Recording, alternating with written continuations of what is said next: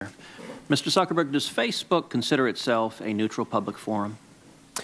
Senator, we consider ourselves to be a platform for all ideas. Let me ask the question again. Does Facebook consider itself to be a neutral public forum? And representatives of your company have given conflicting answers on this. Are you a First Amendment speaker expressing your views, or are you a neutral public forum allowing everyone to speak? Senator, here's how we think about this. I don't believe that there is certain content that clearly we do not allow, right? Hate speech, terrorist content, nudity, anything that makes people feel unsafe in the community. From that perspective, that's why we generally try to refer to what we do as a platform for all ideas. Let me try, just because the time is constrained. It's just a simple question. The predicate for Section 230 immunity under the CDA is that you are a neutral public forum. Do you consider yourself a neutral public forum, or are you engaged in political speech, which is your right under the First Amendment? Well, Senator, our goal is certainly not to engage in political speech.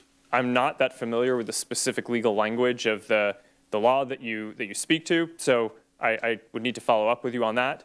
I'm just trying to lay out how broadly I think about this. Well, Mr. Zuckerberg, I will say there are a great many Americans who I think are deeply concerned that Facebook and other tech companies are engaged in a pervasive pattern of bias and political censorship.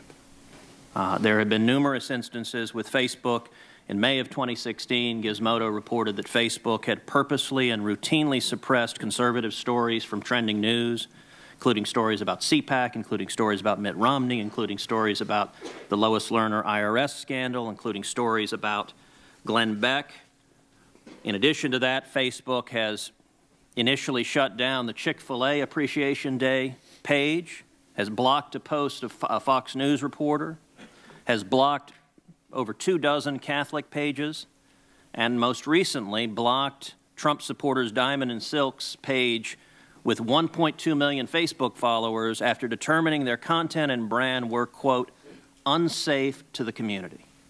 To a great many Americans, that appears to be a pervasive pattern of political bias. Do you agree with that assessment? Senator, let me say a few things about this. First, I understand where that concern is coming from because Facebook and the tech industry are located in Silicon Valley, which is an extremely left-leaning place. And this is actually a concern that I have and that I try to root out at the company, is making sure that we don't have any bias in the work that we do. And I think it is a fair concern that that people would at least wonder about. Let me ask this question. Are you aware of any ad or page that has been taken down from Planned Parenthood? Senator, I'm not, but let me just... How about MoveOn.org? Sorry? How about MoveOn.org? I'm not specifically aware of those. How about cases. any Democratic candidate for office? I'm not specifically aware. I mean, I'm not sure. In your testimony, you say that you have 15,000 to 20,000 people working on security and content review.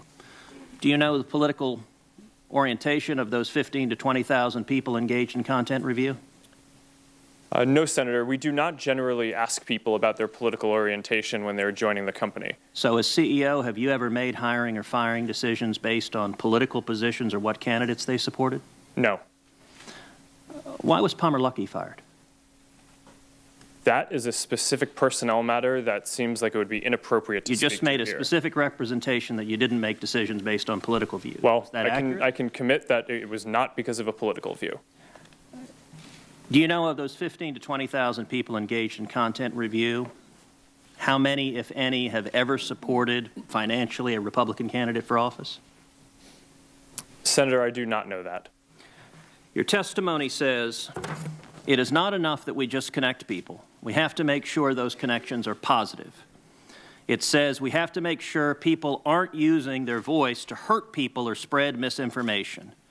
We have a responsibility not just to build tools, to make sure those tools are used for good. Mr. Zuckerberg, do you feel it's your responsibility to assess users whether they are good and positive connections or ones that those 15,000 to 20,000 people deem unacceptable or deplorable? Senator, you're asking about me personally? Facebook. Senator, I think that there are a number of things that we would all agree are clearly bad. Foreign interference in our elections, terrorism, self-harm. I'm talking about censorship. Oh, well, I think that you would probably agree that we should remove terrorist propaganda from the service. So that, I agree, I think is clearly bad activity that we want to get down, and we're generally proud of how well we do at that. Now, what I can say, and I do want to get this in before the end here, is that I am very committed to making sure that Facebook is a platform for all ideas. That is a very important founding principle of what we do. We're proud of the discourse and the different ideas that people can share on the service. And that is something that, as long as I'm running the company, I'm going to be committed to making sure is the case. Thank you. Thank you, Senator Cruz. Do you want to break now? Or you want to keep going? Sure. I mean, that was pretty good. So, all right.